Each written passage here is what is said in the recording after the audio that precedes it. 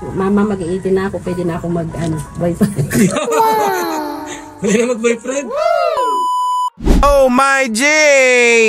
Samahan niyo po ako hanggang dulo mga ka-EDSI ha? Kasi kakatuwa po talaga nating lahat ang mga naging inamin ng mama ni VNC about sa EDSI na. Dito na po natin malalaman ang mga sagot na may kasalan ba na mangyayari soon kina hubby at wifey.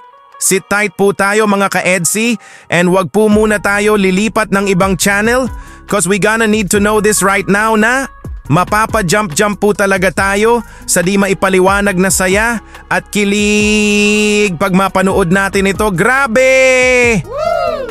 Before we dive into our topic mga ka-EDSI and have a super nakakakilig na pagre-reaction ay wag po nating kalimutang suportahan palagi ang ating ama at founder ng Kalingap Kuya Val Santos Matubang at syempre po ang ating ina co-founder Ate Edna Vlogs, Idol Kalingap Rob at Ma'am Jack Tapia Matubang. Pati na rin po sa lahat ng charity vloggers, Kalingap Reactors, especially na po ang Karepa. Patuloy po nating suportahan mga ka-EDSI ang programa ng Team Kalingap sa walang sawang pagtulong nila sa ating mga kababayan. Ito na po mga ka-EDSI, grabe! This is it, yay! Malapit na nga na VNC will turn at age of 18 kaya Kuya Val had a question nga dito to VNC's mama. What do you expect when VNC turn at age of 18? At ito nga ang nakakagulat sa kilig na nalaman ni Kuya Val. Ito po! Anong in-expect nyo po pag nag-18 si Biancy po? Anong in-expect nyo? Ano po, sabi nga sa akin niya, Mama, mag-18 na ako. Pwede na ako boyfriend. Pwede na mag-boyfriend? Kita mo naman mga kaibigan ha? Sabi ko, pag 18 mo, pwede ka man ang Pwede na mag-jowa. Ang tanong ko na po sa inyo.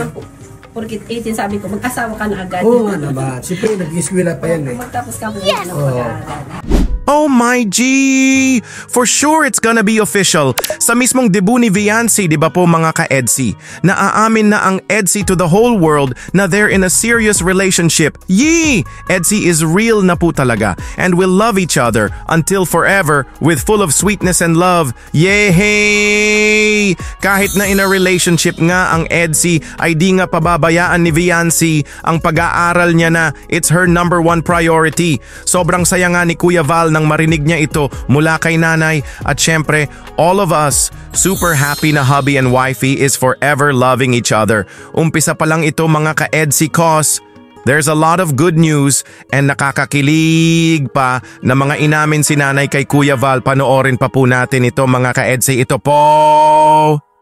Sa loob ng ilang panahon ni dito, pabalik-balik ni Ido po. Meron ka bang nararamdaman na parang may something yung dalawa? Parang magkarapit na yung kanilang damdamin? Meron bang napansin na ganyan dito? Ano po? Ang naano ko lang po talaga si Biancy kasi nagsasabi po talaga baga siya sa akin kung ano nararamdaman niya. Talagang talaga gusto niya na si Edo. Gusto niya si Edo? Akras niya si Edo. Akras niya? Nagamit. Sa kanya. Sabi ko wag kang maghintay ka na ikaw yung sabihan ng lalaki. Siya nga naman. O yung mag-uuna kasi pangit baga yung ganun. Parang ikaw yung kaya yun ang sabi ko sa kanya. Pero may panahon ba na nakita mong parang sweet yung dalawa? May ganun ba na moment na nakita mo dyan na naglalakad tapos parang kumbaga sa higit pa sa kaibigan yung nakita mo? Opo, pag may ganun.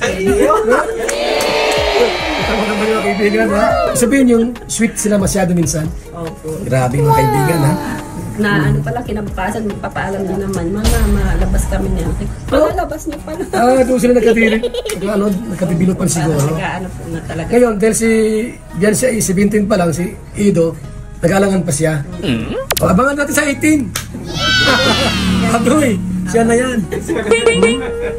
Oh my goodness, grabe naman ito sa kilig. Yay! Crush na pala ni VNC ang hobby niya noon pa. Oh my G! Thank you nanay sa bulong mo. We are all very so kinikilig. Grabe! Ang crush ni VNC noon ay ito din pala ang magiging forever love niya. Oh my goodness, yehey! It's a destiny po talaga ang EDSI, di ba po mga ka-EDSI? Super happy po ba kayo mga ka-EDSI? Mag-comment lang po kayo ha, please! Napansin na nga daw ni nanay na more than friends na nga daw ang EDSI, na so very sweet sila to each other, na there's something between the two of them na po talaga. Nung bakasyon nga daw ay always nga daw na magkasama ang EDSI, na always nagpapaalam si Viancy sa kanya. Oh my goodness, this is love, love, love, grabe. Yehey! Sabi nga ni Kuya Val na abangan nga daw nating lahat when Viancy turn at age of 18 kasi dito na natin makikita ang pagmamahalan ng EDSI na di na nila itatago ang sweetness nila to each other bilang mag-partners in life. Hey! Hindi pa po tapos mga ka-EDSI kasi there's more pa napaparating na good news to all of us na it's gonna complete our day pag mapanood natin ito. Ready na po ba ang lahat? Ito na po! Wala kang kontra po, halimbawa ganito. Pagsabi si Papa Edo si Eds na Nay, total 30 plus na ako. Yung anak niyo po ay 18 pa lang. Baka naman kahit 1 year na paghahanda. Para makaipon-ipon, di ba? Yung sa kasal, asikasuhin namin. Wow! Kumbaga sa ano po, kahit nag-i-eskwela siya, kahit mag-asawa sila, tuloy po yung pag-i-eskwela. Okay lang po sa inyo yun. Na kahit si Dancy ay nag-aaral pa din, pero nag-i-eskwela. Kasi maraming kasi agam-agam. Nasa kanila po yan. Kasi maraming takot ay, baka kamoy, sabi nga ni Papa Edo, marami daw gwapo sa lako. Minsan ba narinig mo si Jancy dyan sa loob na pagsalita, halimbawa si Papa Edo ay ilang araw hindi dumalaw dito. Mayroon bang time na sinabi ni Jancy, patula pa si Papa Ed, si Eds. Mayroon bang gano'n minsan? Masabi yan, namimiss ko na siya. Pero yung nagpapadala. Ganyan siya, namimiss niya. Tapos sabi yung mga kapatid niya. Ito lalo na yung babaeng kapatid niya. Sabi, sino namimiss mo? Si Edo. Nagayon? Opo. May panahon ba nagbibiruan din sila sa diyan? Tapos, mayroon pang tanong na bakit mahal mo, gusto mo ba si Edo? Mayroon bang gano'n na? Ano sagot ni Jancy? Hindi, natawa na lang. Natawa na lang? Lahat mo naman si Papa Edo sa mabait Yes! Diba? Ano malaga rin mo ba? Mabait yung tao. Oh my goodness, EDSI is forever! Malapit na mangyayari ang kasalan ni na hubby at wifey. Maybe 2 years from now mga ka-EDSI. Kahit na mag-asawa na nga ang EDSI ay di nga pababayaan ni Viancy ang pag-aaral niya na she will finish it for their future of their family. Hindi nga kukontra si nanay na kung ano man ang magiging desisyon ng anak niya ay andyan sila nakasupport.